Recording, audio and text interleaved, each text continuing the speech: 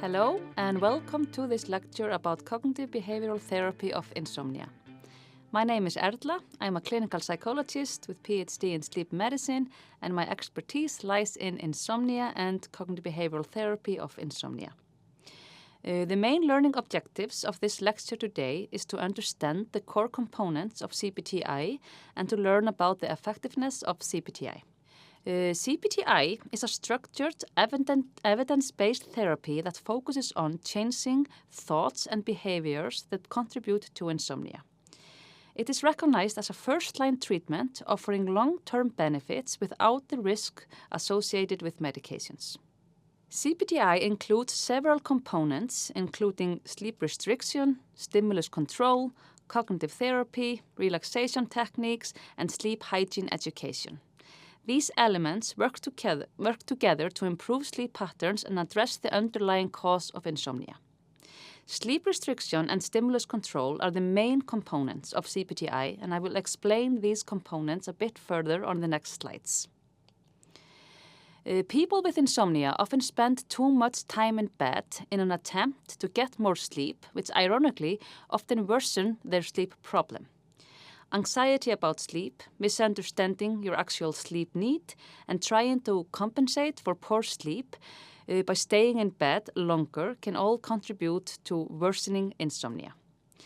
Sleep efficiency is defined as the ratio of time spent asleep in the total time spent in bed. When individuals with insomnia spend excessive time in bed without sleeping, their sleep efficiency decreases. For example, if someone is spending around 10 hours in bed but only sleeps for 6 hours, their sleep efficiency is 60%, which is very low. Optimal sleep efficiency is generally considered to be above 85%. Sleep restriction, which is one of the core components of cognitive behavioral therapy of insomnia, is designed to improve sleep efficiency by limiting the amount of time spent in bed to closely match the actual amount of time the person spends sleeping. And I'm going to explain to you how it works. First of all, patient starts to fill out a sleep diary for 1 to 2 weeks, and then the therapist assesses the patient's current sleep patterns, including how much time they are spending in bed every night and how much time they are actually sleeping.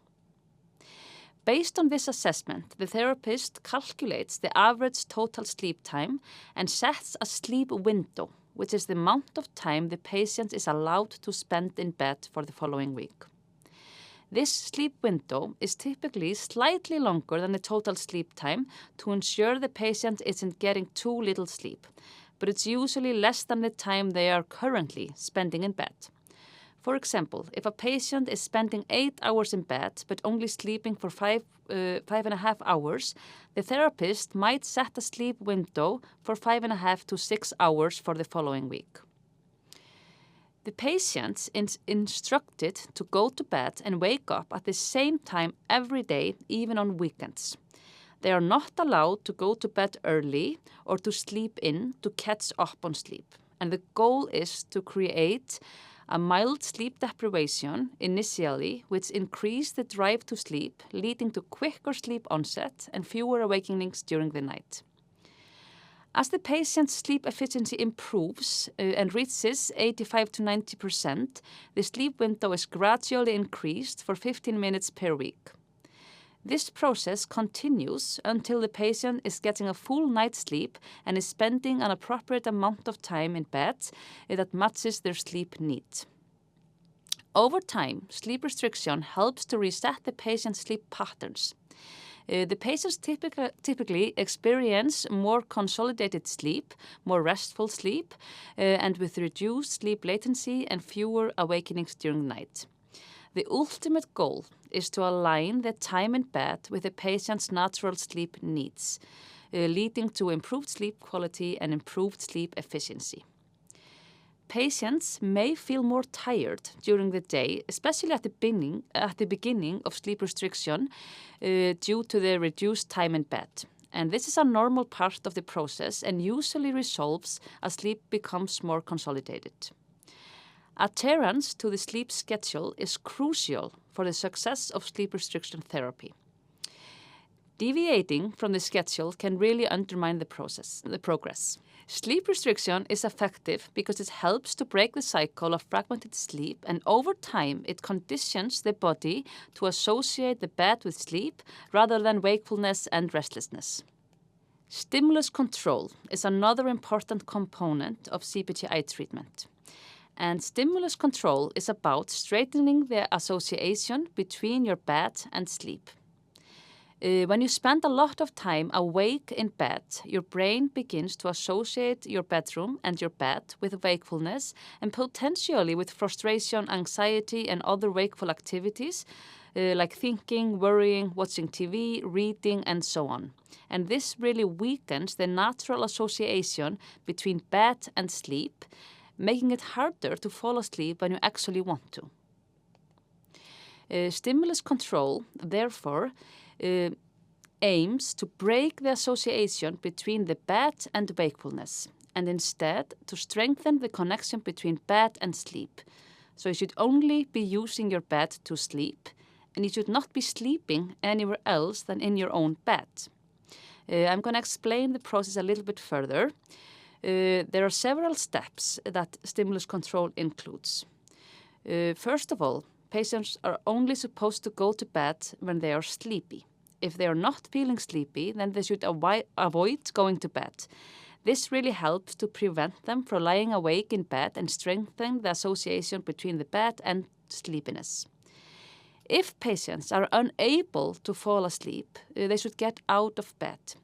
So if you can't fall asleep within about 20 minutes, or if you wake up during the night and can't fall back asleep, go out of bed, engage in some quiet, relaxing activity in another room for about 15 to 20 minutes, and then return back to bed. This prevents the bed from becoming associated with frustration, tossing and turning, and wakefulness. You should only use your bed for sleep and sex. Avoid all activities like watching TV, reading, eating, or working, or other wakefulness in bed. This will really help to reinforce the bed as a place for sleep and not for any other activities. Wake up at the same time every day.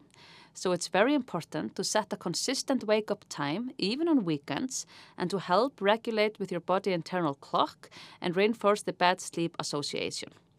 It's also important to avoid napping, since napping during the day can reduce sleep pressure at night, making it harder to fall asleep. So by avoiding naps, you really increase your chance of falling asleep sufficiently at bedtime.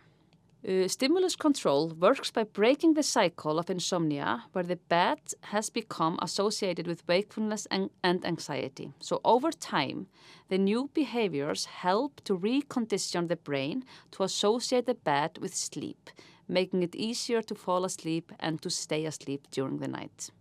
CBT-I has shown to provide sustained improvement in sleep quality and efficiency long after the therapy has ended. So research really indicates that the benefits of CBT-I persist over time, unlike treatment with medication, which often lose their effectiveness once medication is discontinued.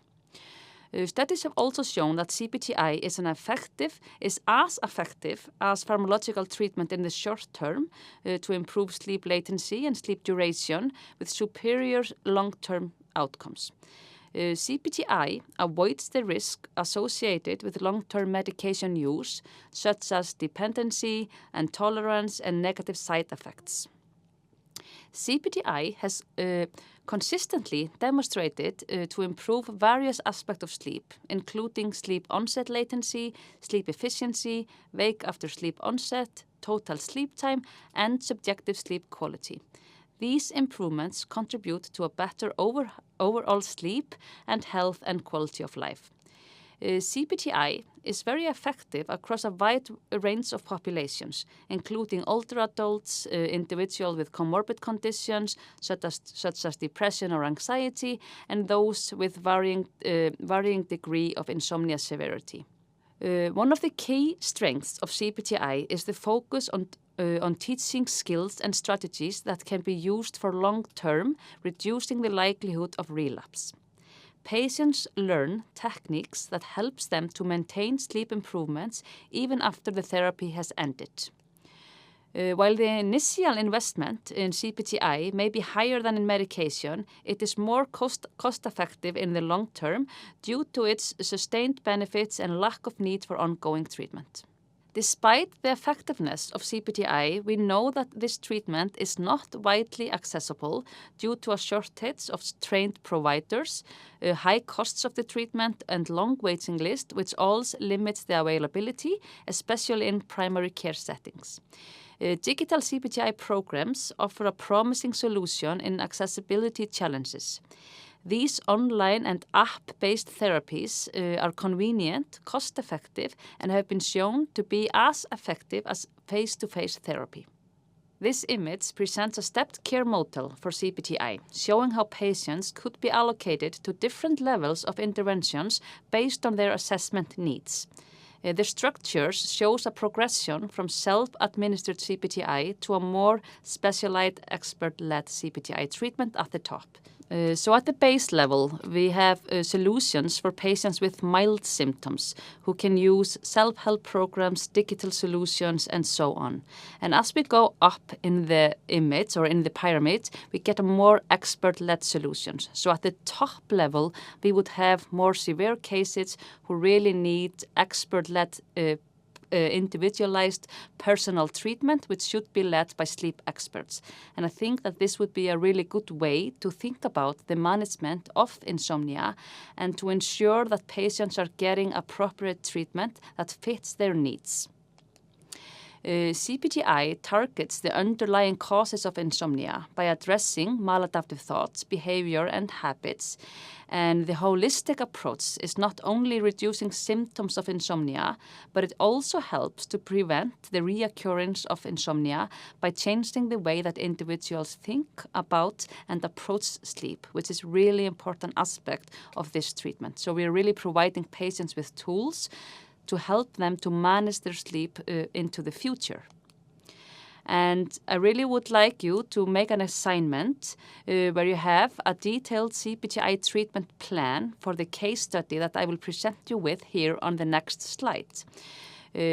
This is an individual, a male, 42 years old, who has been suffering for insomnia for about 18 months, and you get a little bit of his background information here.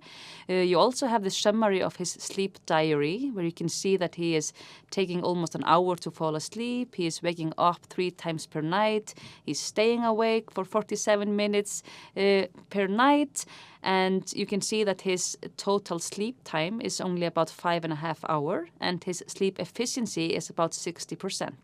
So I would like to ask you to, based on these results and the information that you have, to make a detailed treatment plan for this patient based on the components of CBT-I treatment. Thank you very much for your attention.